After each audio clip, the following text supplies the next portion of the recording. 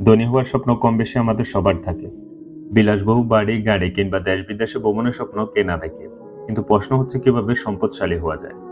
ধনী হওয়ার ক্ষেত্রে আপনি কত টাকা সঞ্চয় করছেন সেটি বিষয় নয়, বরং এটা নির্ভর করে আপনার মানসিকতার উপরে যে আপনি আপনার সঞ্চিত টাকা কিভাবে ব্যয় করবেন। তবে অনেকের স্বপ্ন স্বপ্নই থেকে যায়, কারণ তারা মনে করেন তারা কখনো সেই জায়গায় যেতে পারবেন না। আবার অনেকেই স্বপ্ন দেখে থেমে থাকেন না। Bill Gates, Jack Ma, Warren Buffett, Steve জবসের মতো লোকেরা একদিনে সফল হননি। তাদের ইচ্ছা শক্তি, সংকল্প এবং বুদ্ধিমত্তার কারণে আজ তারা পৃথিবীর ধনী ব্যক্তিদের একজন। তাহলে ধনী হওয়ার উপায় কি? এই প্রসঙ্গে আমাদের আজকের ভিডিওটি রবার্ট টি কিওসাকির রিচ ড্যাড পুয়ার ড্যাড বইটি নিয়ে। বইটি মূলত একটি আর্থিক শিক্ষা বই। এই বইয়ে লেখক তার দুই বাবার কথা বলেছেন। একজন ছিলেন তার নিজের বাবা, যিনি একজন স্কুল শিক্ষক, পিএইচডি ডিগ্রির অধিকারী হলেও তিনি ছিলেন গরিব। আর অন্যজন ছিল তার বন্ধু মাইকের বাবা, যাকে তিনি ধনী বাবা বা আদর্শ বাবা মনে করতেন। তার গরিব বাবা তাকে বলতেন ভালোভাবে পড়াশোনা করতে, যাতে তিনি ভালো চাকরি পেতে পারেন। অন্যদিকে তার ধনী বাবাও তাকে পড়াশোনা করতে বলতেন, যাতে তিনি একদিন তার নিজের কোনো কোম্পানি খুলে অন্যকে চাকরি দিতে পারেন। রবার্টের এই দুই বাবার চিন্তাধারা একদম ভিন্ন ছিল। তবে তিনি তার ধনবান বাবার কাছ থেকে 30 বছর যা শিখেছিলেন তার মূল 6টি শিক্ষা তিনি তার জীবনে পুনরাবৃত্তি করে গিয়েছিলেন। চলুন দেখে আসি শিক্ষাগুলো কি কি। 1 নাম্বার শিক্ষা: ধনীরা অর্থের জন্য কাজ করে না, গরিবেরা গরিব হতে থাকে আর ধনীরা আরো বিত্তশালী হয়। এই বিষয়টি আমাদের সমাজে সুস্পষ্টভাবে দৃশ্যমান। এমন কেন ঘটে?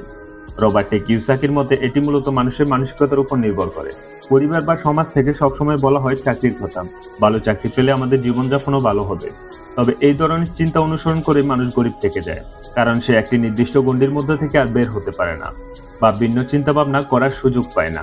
কিন্তু যারা সত্যিকার অর্থে ধনী হতে চায়, তারা কাজ করে কোনো নতুন দক্ষতা শেখার জন্য, যার দ্বারাই তাদের অর্জিত টাকাকে অন্য জায়গায় কাজে লাগিয়ে বা ব্যবসা করে বেশি টাকা লাভ করতে পারে।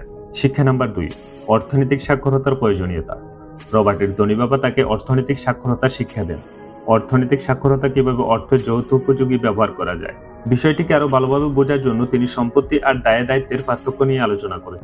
ধনী ব্যক্তিরা তাদের সম্পত্তি থেকে টাকা তৈরি করেন, যেমন ব্যবসায় অংশদারিত্ব, বাড়ি ভাড়া ইত্যাদি। অন্যদিকে গরিব ও মধ্যবিত্তরা তাদের অর্জিত অর্থ দিয়ে সম্পত্তি ক্রয় করেন, যেমন গহনা, বাড়ি, গাড়ি ইত্যাদি, যা তাদের মধ্যে দায় দায়িত্ব ও ভয় সৃষ্টি করে। শিক্ষা নাম্বার 3: নিজের ব্যবসায় মনোনিবেশ করুন। লেখক এই বইয়ে সবসময় নিজের গুরুত্ব দেওয়ার কথা বলেছেন। চাকরিজীবীরা তাদের জীবনের একটা নির্দিষ্ট অংশ শুধু কোম্পানি বা সরকারি চাকরির অফিসে ব্যয় করেন এবং মাসিক আয় দিয়ে জীবনযাপন করেন। কিন্তু যখন তাদের চাকরির সময় শেষ হয়ে যায়, তখন তারা শূন্য হয়ে পড়ে। কিন্তু ধনী ব্যক্তিরা সবসময় বিকল্প আয়ের পথ তৈরি করেন, যাতে তিনি কখনো যদি কাজ নাও করতে পারেন, তার বিকল্প উৎস থেকে যাতে টাকা আয় হয়। রবার্ট টি কিওসাকির এই শিক্ষাটি গরিব ও মধ্যবিত্ত চাকরিজীবীদের ক্ষেত্রে প্রযোজ্য বলে উল্লেখ করেছেন। চাকরির পাশাপাশি তারা যদি তাদের সঞ্চিত টাকা দিয়ে বিকল্প অর্থ উপার্জনের উৎসাহ তৈরি করেন, তাহলে চাকরি জীবন অতিবাহিত হওয়ার পর ভালোভাবে জীবনযাপন করতে পারবেন। 4 নাম্বার শিক্ষা: ট্যাক্সের ইতিহাস এবং কর্পোরেট ক্ষমতা। ট্যাক্সের ইতিহাস আমরা অনেকে হয়তো জানি না। আমরা ট্যাক্স কেন দিই? আসলে আমাদের সবাইকে আয়ের উপর ভিত্তি করে সরকারকে নির্দিষ্ট পরিমাণে ট্যাক্স দিতে হয়, যা দিয়ে সরকার সকলের মৌলিক চাহিদাগুলো মিটিয়ে থাকেন। আমরা মনে করি যেহেতু ধনীরা বেশি অর্থ উপার্জন করে, তারা বেশি পরিমাণ ট্যাক্স দিয়ে থাকে, কিন্তু বিষয়টি মোটেই এমন নয়।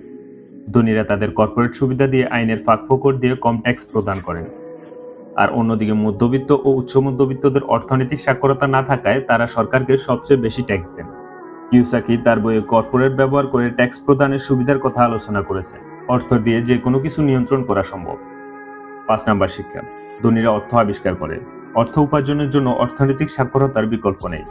অর্থনৈতিক সাক্ষরতা সম্পর্কে পরিপূর্ণ জ্ঞান থাকলে যে কেউ অর্থপ্রাপ্তি করতে পারে।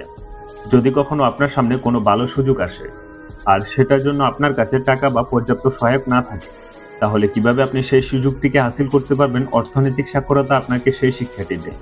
অর্থাৎ ধনীরা তাদের টেকনিক্যাল নলেজ এবং সাহসের মাধ্যমে ভালো সুযোগগুলোকে কাজে লাগিয়ে অর্থ উপার্জন করতে পারেন।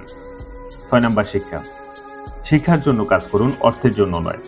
রবার্ট এর ধনী বাবা রবার্ট ও মাইককে তাদের 9 বছর বয়স থেকে বিভিন্ন কাজে নিযুক্ত করেন, যাতে তারা অর্থ উপার্জনের বিভিন্ন সেক্টর সম্পর্কে ধারণা পান। রবার্ট এই শিক্ষা তার পরবর্তী জীবনে প্রয়োগ করেন। এর মানে হচ্ছে কোনো কিছু করার পূর্বে আপনাকে অবশ্যই শিখতে হবে। শুরুতেই আপনি অর্থের চিন্তা করলে তা আপনার জন্য সুফল বয়ে আনবে না। ধনীরা কখনো একবারে সফল হয়নি। চলার পথে তাদের অনেক বাধা অতিক্রম করতে হয়েছে এবং তারা তাদের কঠিন সময়ের শিক্ষা দিয়ে সকল প্রতিকূলতাকে কাটিয়ে উঠতে পেরেছে। রবার্ট টি কিওসাকির রিচ ড্যাড পুয়ার ড্যাড বইটি বিশ্বের অন্যতম বেস্ট সেলার বইগুলোর একটি।